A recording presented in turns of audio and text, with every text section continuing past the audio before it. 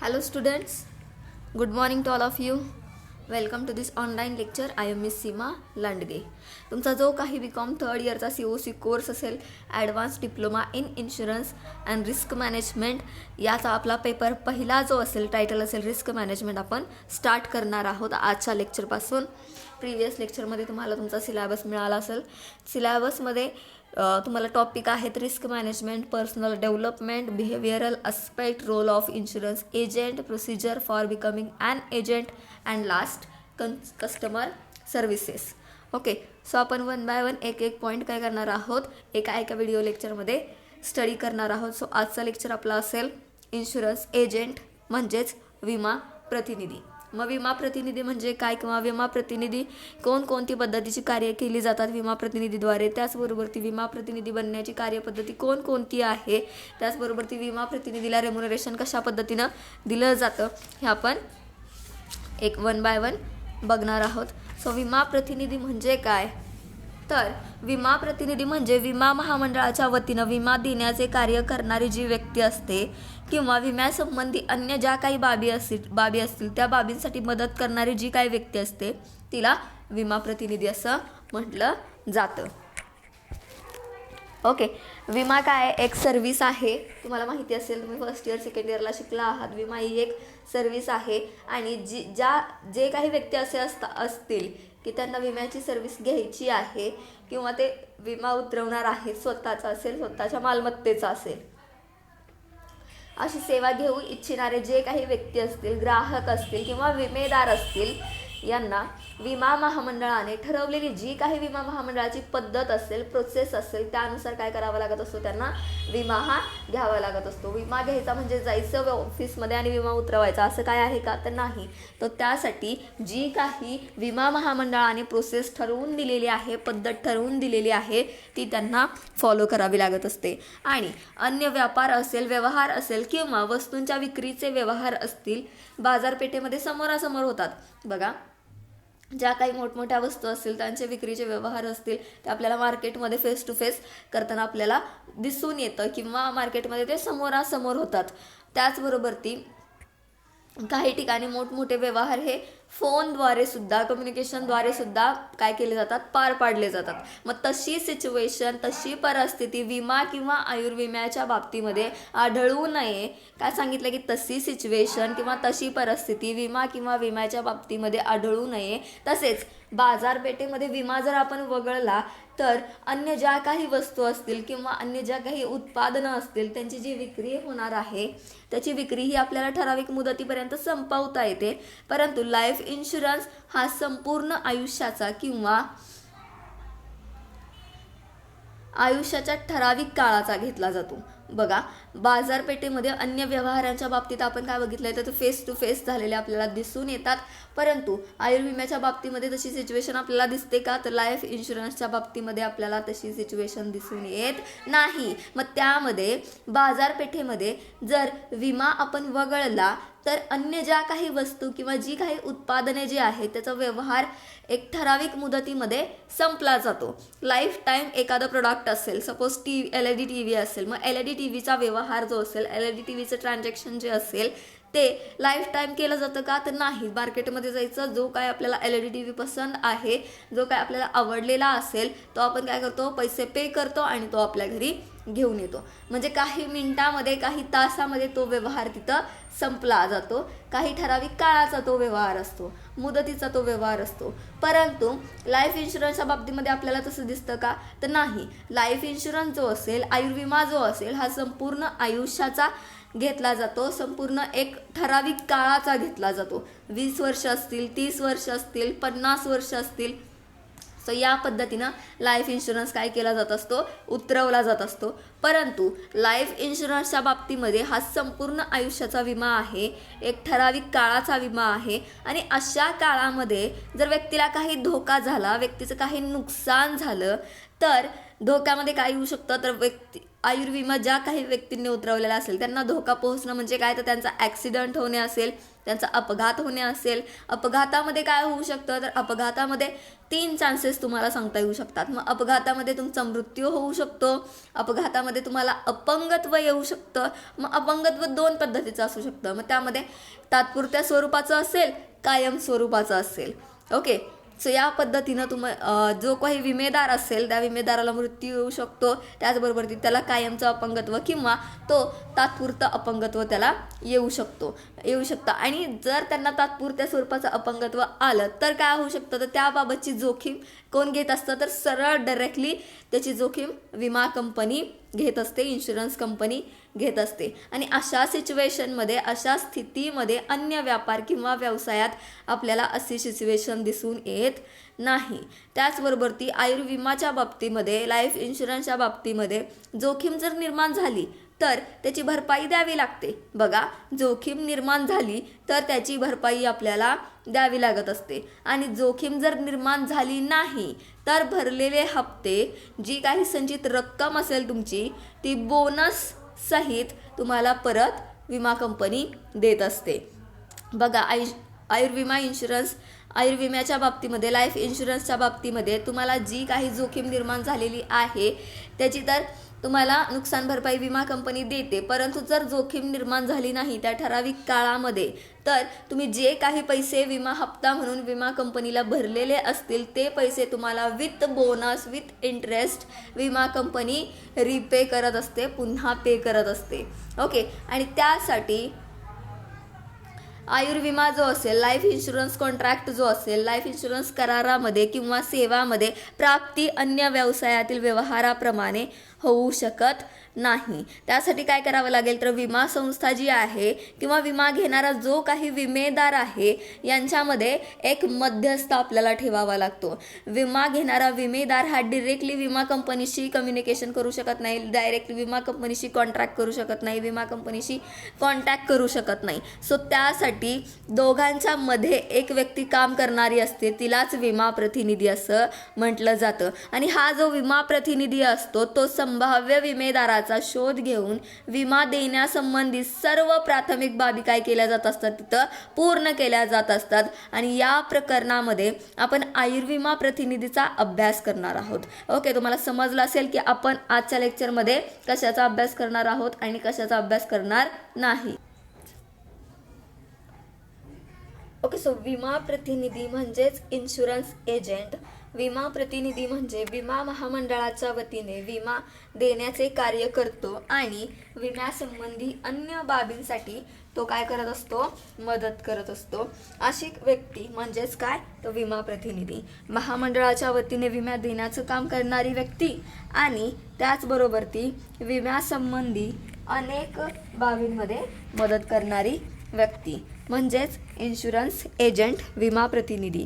आयुर्विमा प्रतिनिधी म्हणजे काय तर आयुर्विमा प्रतिनिधी म्हणजे आयुर्विमा महामंडळाने अधिकृतपणे प्रतिनिधी म्हणून नेमलेली व्यक्ती. ओके, लक्षात घ्या, विमा प्रतिनिधी म्हणजे काय आणि आयुर्विमा प्रतिनिधी म्हणजे काय. तर आयुर्विमा प्रतिनिधी म्हणजे आयुर्विमा महामंडळाने अधिकृतपणे प्रतिनिधी म्हणून नेमलेली व्यक्ती म्हणजेच आयुर्विमा प्रतिनिधी. जी व्यक्ती आयुर्विमा महामंडळाने दिलेल्या निर्देशनानुसार आणि आचारसंहितेनुसार विमा योजना प्रकार आणि विमा योजनेचे जे काही फायदे असतील, विमा हप्ते असतील याबद्दल काय करत असते, आपल्याला इन्फॉर्मेशन प्रोव्हाइड करत असते. बघा काय सांगितलंय, आयुर्विमा प्रतिनिधी म्हणजेच आयुर्विमा महामंडळाने अधिकृतपणे प्रतिनिधी नेमून दिलेली व्यक्ती की जी आयुर्विमा महामंडळाने दिलेल्या निर्देशनानुसार आणि आचारसंहितेनुसार विमा प्रकार कोणता आहे, विमा योजनांचा प्रकार कोणता आहे, विमा योजनांचे फायदे कोणकोणते आहेत, विमा हप्ते कोणकोणते आहेत इत्यादीची माहिती देऊन विमा देण्यासाठीच्या प्राथमिक बाबी दलालीच्या बदल्यामध्ये काय करते, पूर्ण करत असते. मग इन्शुरन्स ॲक्ट जो आहे 1938चा, विमा कायदा 1938चा, त्यामध्ये सेक्शन 48नुसार बघा, विमा कायदा 1938 कलम 42नुसार जी व्यक्ती दलाली किंवा कमिशनच्या किंवा अन्य मोबदल्यात विमा व्यवसाय करण्याचे मान्य करते, जी व्यक्ती दलाली किंवा कमिशनच्या किंवा अन्य मोबदला जो काही दिला जाईल त्या मोबदल्याच्या अपोजिट किंवा मोबदला घेऊन विमा व्यवसाय करण्याचं ते काय करत असते, काम करण्याचं मान्य करत असते, अशी व्यक्ती म्हणजे विमा प्रतिनिधी होय.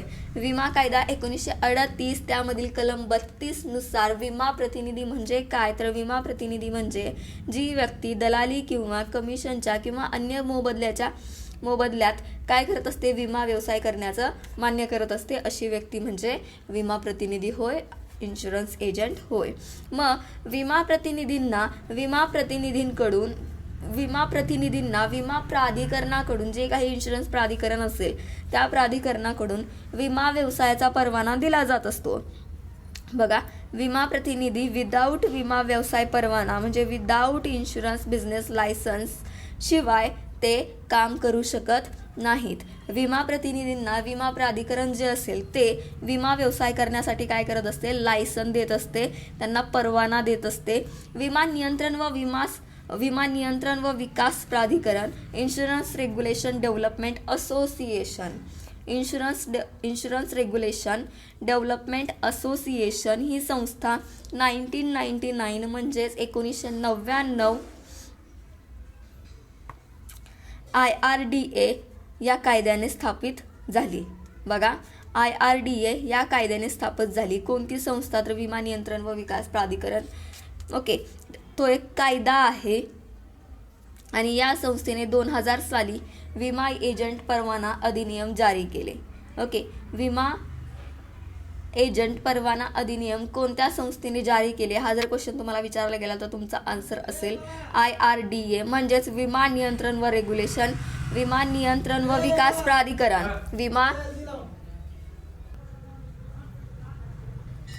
ओके, सो तुम्हाला माहिती असलं पाहिजे की विमा एजंट परवाना अधिनियम कोणत्या कायद्याने जारी केले. आन्सर असेल तुमचं विमा नियंत्रण व विकास प्राधिकरण कायदा 1999चा म्हणजेच इन्शुरन्स रेग्युलेशन डेव्हलपमेंट असोसिएशन म्हणजेच IRDA. ओके, आणि त्यानुसार विमा एजंट म्हणून जर काम करायचं असेल तर आपल्याला लायसन हवं असतं आणि या संस्थेने लाईफ इन्शुरन्समध्ये, आयुर्विमा महामंडळामध्ये, प्रत्येक डिपार्टमेंटमध्ये, प्रत्येक विभागामध्ये विमा प्रतिनिधी म्हणून योग्य व्यक्तींना लायसन देण्याचे अधिकार त्यांच्या काही अधिकाऱ्यांना दिलेले आहेत.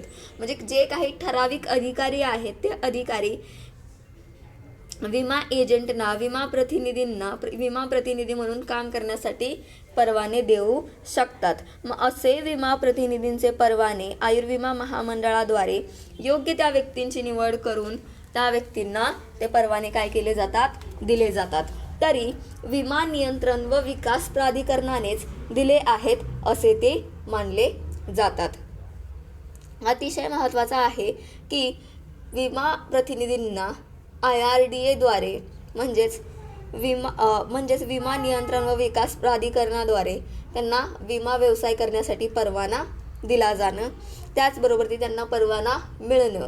कारण जर परवानाच नसेल तर ते व्यक्ती विमा व्यवसायात काम करू शकत नाही. मग विमा प्रतिनिधींची नेमणूक विमा नियंत्रण विकास प्राधिकरणाद्वारे त्यांनी त्यासाठी तयार केलेला परवाना अधिनियम 2000 मधील तरतुदीनुसार केली जाते. प्राधिकरणाने दिलेल्या परवान्याची मुदत बघा, जो काही प्राधिकरण असेल त्या प्राधिकरणाने जो काही परवाना दिलेला असतो, जे काही लायसन दिलेलं असतं, मग त्या लायसनची मुदत किती असते, तर त्याची मुदत 3 वर्षासाठी असते. तुम्हाला माहिती असलं पाहिजे की विमा प्रतिनिधींना विमा व्यवसायात काम करण्यासाठी जो काही परवाना दिला जातो किंवा जे काही लायसन दिलं जातं त्याची मुदत किती वर्ष असते, तर त्याची मुदत 3 वर्ष असते. तसेच हा परवाना आयुर्विमा कार्यासाठी, साधारण विमा कार्यासाठी किंवा आयुर्विमा व सर्वसाधारण विमा कार्यासाठी चालू शकतो. बघा, विमा प्रतिनिधींना IRDAनं दिलेला परवाना किंवा लायसन हे कशासाठी चालू शकतं, ते आयुर्विमा उतरवण्यासाठी चालू शकतो, तो सर्वसाधारण विमा उतरवण्यासाठी चालू शकतो. सो या पद्धतीनं विमा एजंट काय करतात, काम करत असतात. मग विमा प्रतिनिधी बनण्याची कार्यपद्धती कोणती आहे, म्हणजेच procedure for becoming an agent. Agent कशा पद्धतीने बनलं जातं, त्यांना कोणकोणत्या स्टेजेस पार करावे लागतात एजंट बनण्यासाठी, इन्शुरन्स एजंट बनण्यासाठी. मग विमा प्रतिनिधी जे आहेत ते विमा प्रतिनिधीचे कार्य हे एक सेवा स्वरूपाचे कार्य असले तरी कार्य करण्याची आवड त्यांना असावी लागते. बघा, जर विमा प्रतिनिधीला कार्य करण्याची आवड नसेल तर ते काम व्यवस्थित होत नाही. जी काही व्यक्ती जी काही काम करण्याची इच्छा असेल त्यामध्ये जर त्या व्यक्तीनं काम केलं, इंटरेस्ट असेल त्या व्यक्तीनं जर त्यामध्ये काम केलं तर ते काम व्यवस्थित होतं. सो आवडीनं इच्छेनं स्वतः मोटिवेट होऊन एखादी गोष्ट जर केली तर ती नक्की सक्सेस होत असते. मग सामान्यपणे सामाजिक संपर्क असेल, प्रभावी व्यक्तिमत्व असेल, विषय समजून सांगण्याची हातोटी असेल, विम्याची गरज पटविणे असेल, संभाव्य विमेदाराचा शोध घेणे असेल आणि संपर्क साधणे असेल, याबाबतची जी काही उत्सुकता असेल इत्यादी गुणांचा समन्वय असणारी व्यक्ती विमा प्रतिनिधी बनू शकते. मग विमा प्रतिनिधी बनण्यासाठी काही पद्धती आहेत, त्याचा अवलंब करावा लागतो. विदाऊट त्या पद्धतीचा अवलंब करता विमा प्रतिनिधी बनता येत नाही, किंवा विमा प्रतिनिधीची ती प्रोसेस जी आहे ती प्रोसेस काय होते, कंप्लीट होत नाही. मग कोणकोणती प्रोसेस आहे किंवा कोणकोणत्या पद्धती आहेत, मग तुम्हाला 6 स्टेजेसमध्ये विमा प्रतिनिधीची प्रोसेस तुम्ही एक्सप्लेन करू शकता. किती स्टेजेसमध्ये, तर 6 स्टेजेसमध्ये. मग पहिलं तुमचं टायटल असेल विमा महामंडळाशी संपर्क साधणं. जर विमा महामंडळाला तुम्ही कॉन्टॅक्ट केला नाही तर त्यांना समजणार नाही की तुम्हाला विमा एजंट म्हणून काम करायचंय. त्यानंतरचा दुसरा पॉईंट असेल विमा प्रतिनिधीसाठी अर्ज मागणी करणं. त्यानंतर तिसरा पॉईंट आपला असेल तो म्हणजे अर्जाची छाननी करणं किंवा निवड करणं. त्यानंतर चौथा पॉईंट आपला असेल मुलाखत, इंटरव्ह्यूज.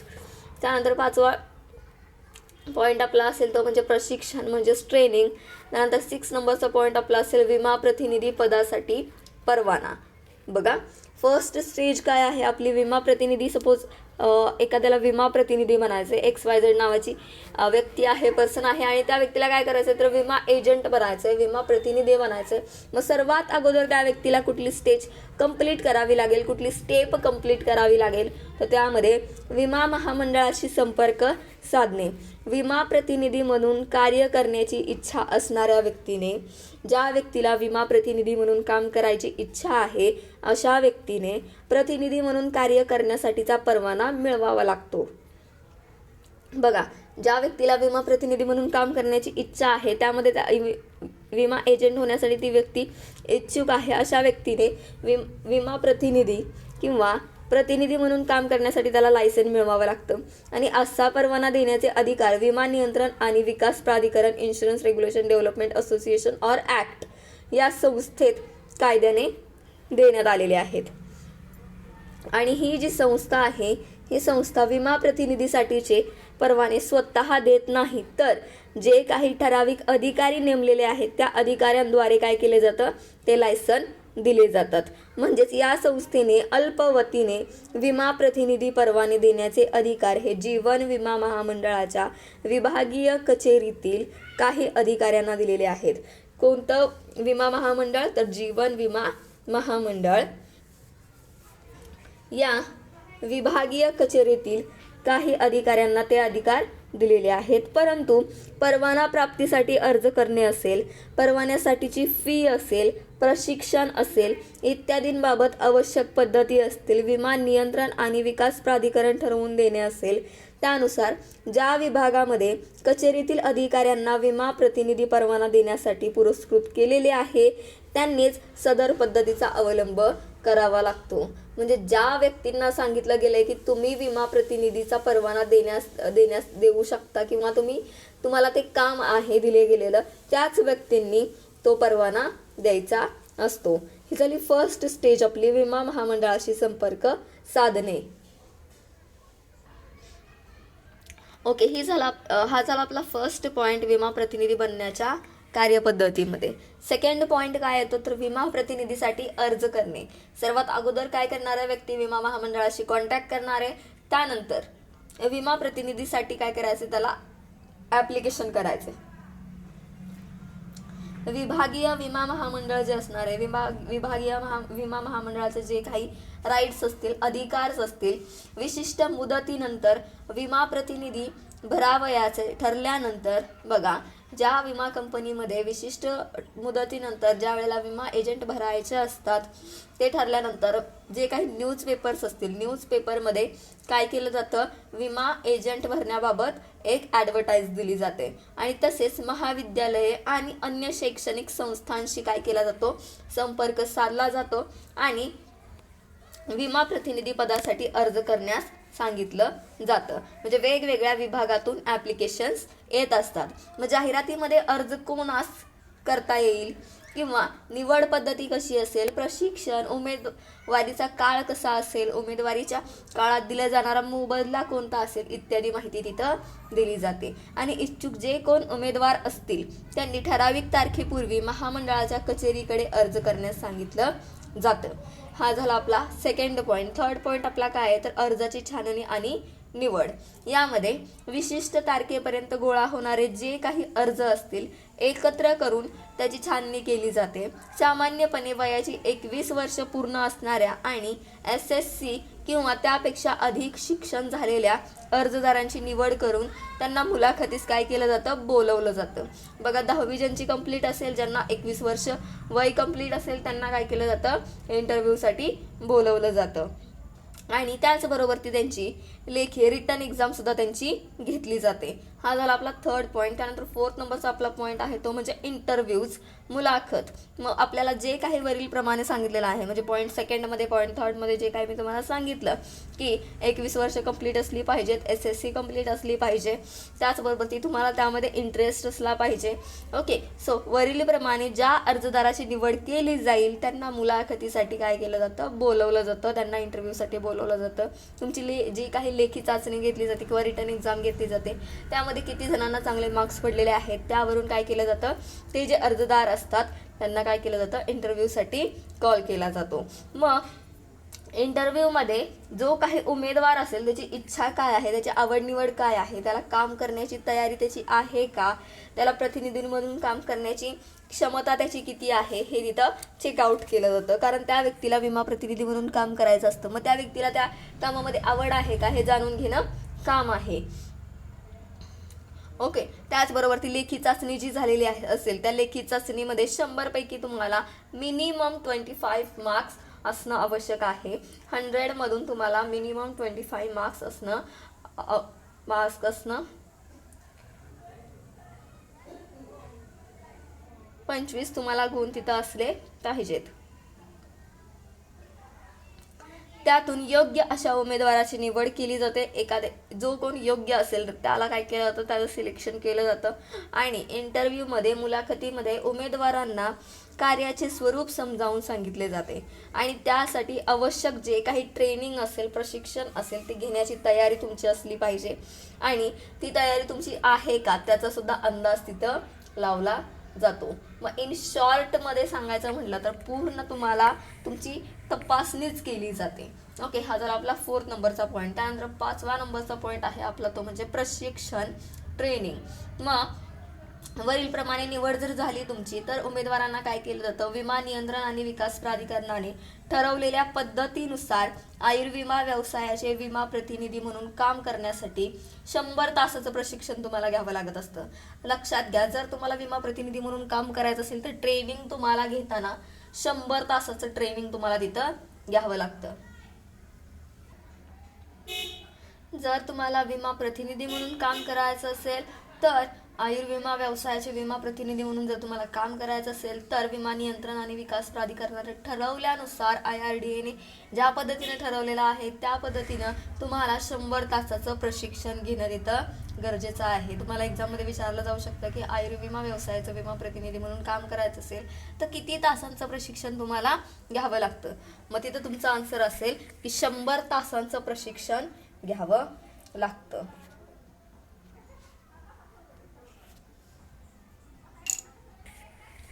मग आयुर्विमा आणि अन्य विमा व्यवसायाचे प्रतिनिधी म्हणून जर काम करायचं असेल, आयुर्विमा आणि अन्य विमा व्यवसायाचं प्रतिनिधी म्हणून जर काम करायचं असेल तर काम करण्याची इच्छा जी आहे ती काम करण्याची इच्छा असणाऱ्या उमेदवारांना 150 तासांचे प्रशिक्षण हे घ्यावे लागत असते. जर तुम्हाला फक्त लाईफ इन्शुरन्स व्यवसाय करायचा आहे तर तुम्ही 100 तासाचं प्रशिक्षण घ्या, 100 तासाचं ट्रेनिंग घ्या. जर तुम्हाला लाईफ इन्शुरन्स विथ जनरल इन्शुरन्ससाठी सुद्धा एजंट म्हणून काम करायचं आहे तर तुम्ही 150 आवर्सचं ट्रेनिंग तुम्ही तिथं घेतलं पाहिजे. आणि या प्रशिक्षणानंतर ते काय केलं जातं की जे काही तुम्हाला ट्रेनिंग दिलं आहे त्याची एक्झाम घेतली जाते. विदाऊट एक्झाम तुम्हाला लायसन दिलं जात नाही. सो जे काही तुम्हाला ट्रेनिंग दिलं जातं 100 आवर्सचं, त्यावरती 150 आवर्सचं, त्याची तुमची एक्झाम घेतली जाते. आणि त्या एक्झाममध्ये ती एक्झाम कशी असते तर ती भारतामध्ये ऑनलाईन घेतली जाते. आणि या एक्झाममध्ये 25 मार्क्स तुम्हाला पास होण्यासाठी असावे लागतात, मिळवावे लागतात. मग ऑनलाईनची जर सोय नसेल तर मग तुम्हाला लेखी एक्झाम ती द्यावी लागते. लाईफ इन्शुरन्स महामंडळ जे असेल त्या महामंडळाच्या विभागीय कार्यालये जे असतील किंवा जिल्ह्याच्या ठिकाणच्या कार्यालयामध्ये विमा प्रतिनिधी प्रशिक्षणासाठी एक स्वतंत्र विभाग काम करत असतात. मग त्यासाठी स्वतंत्र विमा प्रशिक्षण अधिकारी तिथं नेमले जातात. हे अधिकारी विमा प्रतिनिधीसाठी पदासाठी दाखल झालेल्या उमेदवारांना इंग्रजीचे सामान्य ज्ञान असेल, संभाषण कला असेल, विमा व्यवसाय असेल, जनसंपर्क असेल, ग्राहक संपर्क असेल, विमा प्रतिनिधीचे कार्य असेल, विमा पत्रे असतील किंवा विमा योजना इत्यादी बाबतचे प्रशिक्षण तिथं दिले जाते.